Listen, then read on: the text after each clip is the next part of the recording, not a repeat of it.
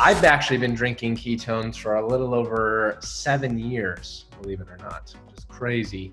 I've been doing a ketogenic diet for a little over 10, and that's where kind of my journey started. So we published studies on anything you can imagine, nutrition, supplement, exercise.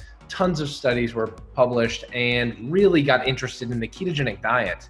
Not so for myself, but I had a lot of family members, and I'm sure this story is very similar to many of you. Obesity runs prevalent in my family.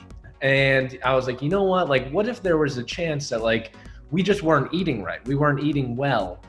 And so I was like, you know what? We kind of stumbled across a higher fat, lower carb approach. And that kind of led us down a path of doing research on the ketogenic diet, and eventually started isolating out and saying, you know what? Maybe the benefits are driven by ketosis. Like, what if you could drink something? What if you could literally take ketones, put it inside of a powdered form and drink it? And for us, that kind of started down this huge rabbit hole of figuring out, all right, how do you do this? And that's kind of when we met Brian Underwood, and kind of the conversation just grew from there of figuring out, how do we take this to the masses? It's not a supplement. And I think that's really, really interesting, is because you think about this, like when someone drinks protein, or if someone takes creatine, there's one real benefit of that, right? Like there's a one benefit. And at first, the main benefit of ketones are that they are a different fuel source than carbohydrates or glucose, particularly for your brain.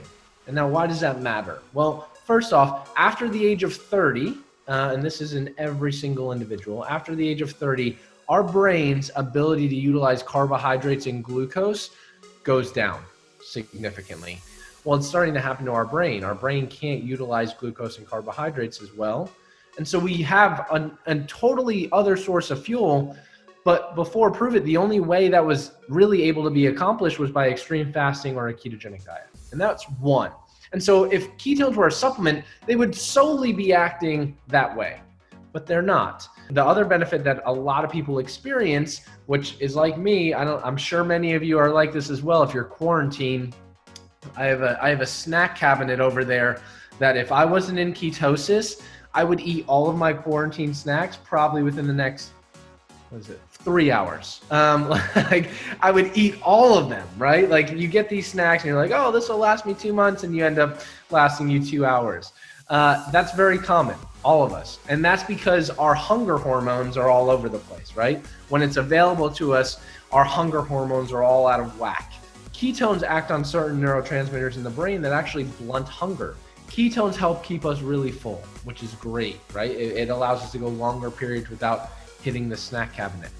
And then on top of that, so that's number two. And then another benefit that really can apply to anyone and everyone is that ketones have anti-aging properties. But the main three that can literally apply to you and every single person in your life that you know are a different, better source of fuel for the brain. It helps with appetite and hunger regulation, which those two alone apply to every single human being. And three is everyone's looking for anti-aging. Studies show that there are certain signals, I like to refer to them as light switches, like that turn off as we get older, right? And they're called histones. And they start to get turned off as we get older. It's one of the main mechanisms that we think drives aging. Ketones, and this has been shown over and over again in research, ketones actually act as like bodyguards to these light switches and say, you know what, nope, it's not time to turn off yet, let's keep the light switch on.